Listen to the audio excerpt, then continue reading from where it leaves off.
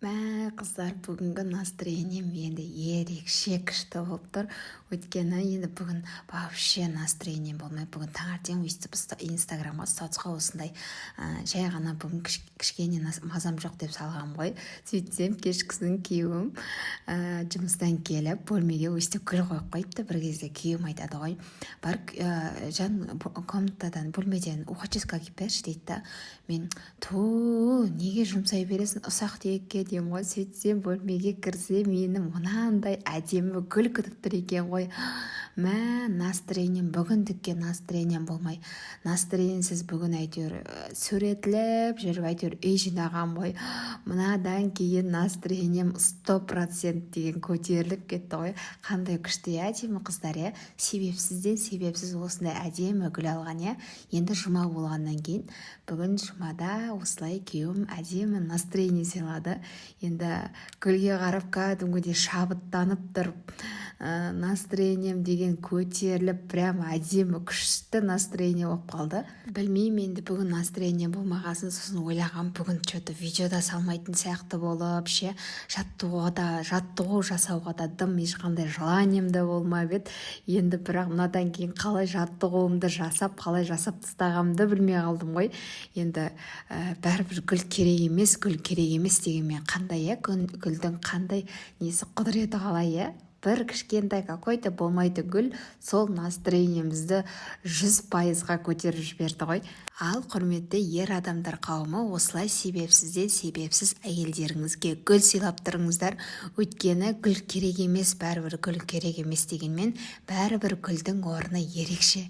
Мен үшін енді бүгін бір ерекше күн болды. Осы орайда сіздерге алдыңғы әңгімем жалғастырып жіберейінші. Алдыңғы видеоны көріп жүрген менің тұрақты оқырмандарым біледі.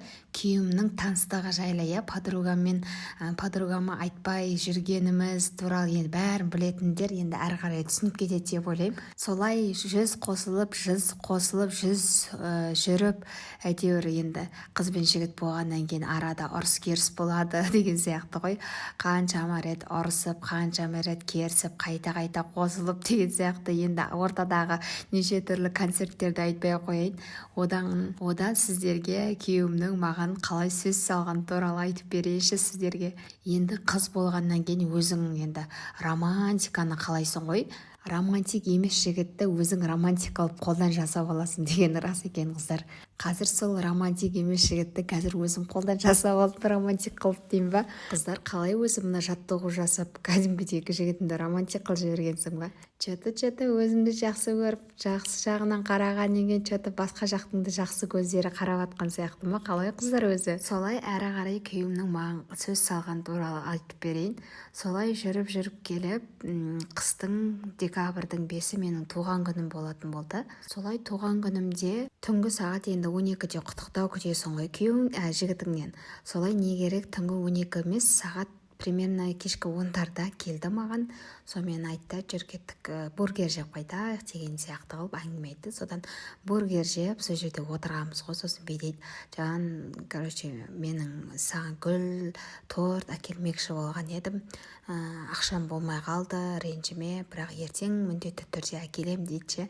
Содан не керек, мен андай жарайды болды деп тұрмын ғой, бірақ іште андай қыжылып тұрмын да, неге как будто болмайтын тиынын маған неге ақшам жоқ деп айтып тұр деп андай бір түрлі болып қалдым ше. Солай сағат 12 болды.